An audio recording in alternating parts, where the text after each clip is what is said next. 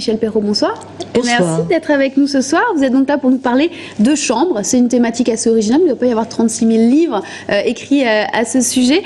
Pourquoi cet intérêt pour ce lieu-là qui est somme toute un lieu assez commun?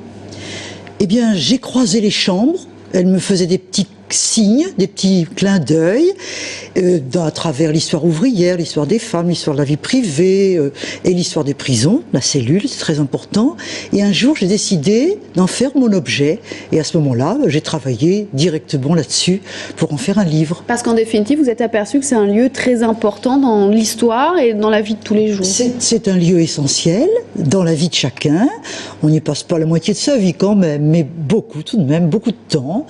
Et dans l'histoire en général, on pourrait dire que ça a été un petit peu la solution du monde occidental au problème du sommeil. Parce que tout le monde dort, mais on ne dort pas de la même façon. Les Japonais ne dorment pas comme nous, par exemple.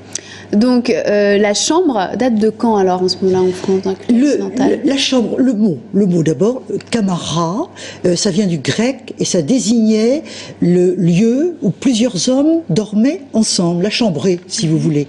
Mais dans l'espace, c'est plus récent. Ça commence avec le roi. Au Moyen-Âge. Au Moyen-Âge, il y a la chambre conjugale dans le donjon seigneurial, mais enfin, pour que ça se généralise, il faut beaucoup de temps, 18e, 19e siècle. C'est un livre très intime, en définitive, quand on parle des chambres aujourd'hui.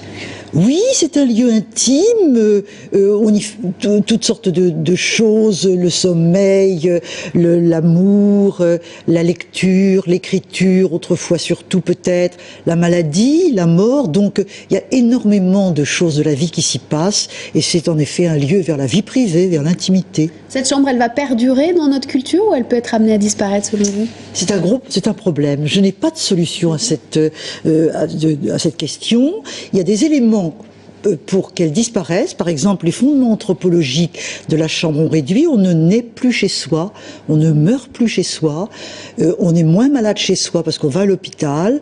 Le couple se défait, donc la chambre conjugale aussi.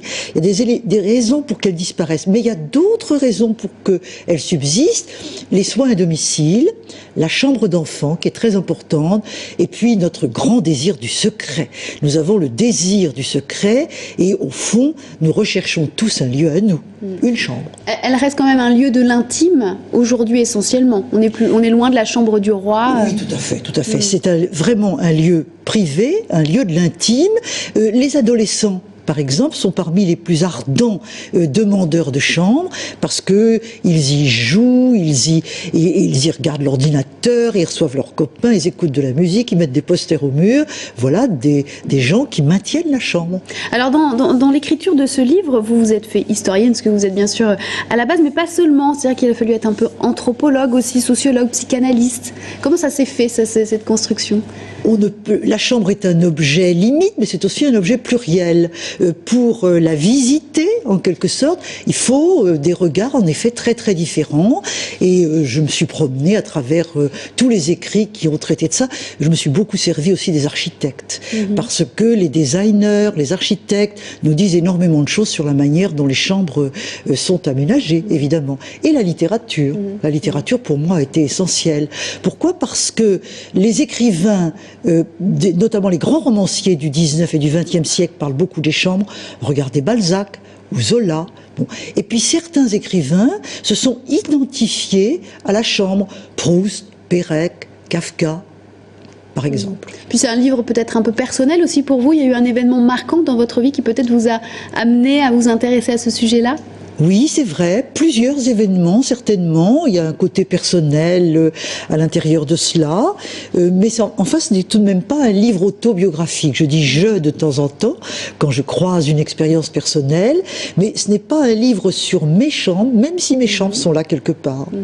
On a parlé des influences tout à l'heure, beaucoup de Michel Foucault aussi, non? Oui. Michel Foucault, pour moi, a été quelqu'un d'essentiel dans sa pensée en général. Or, il se trouve qu'il attachait beaucoup d'importance à l'espace.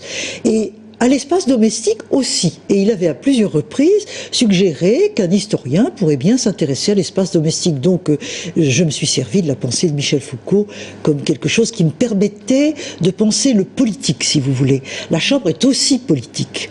C'est curieux, mais elle l'est aussi. Michel Perrault, merci beaucoup d'être venu sur notre plateau, de nous présenter ce livre Histoire de chambre, donc à découvrir toute l'histoire des chambres. Merci beaucoup à vous d'être venu.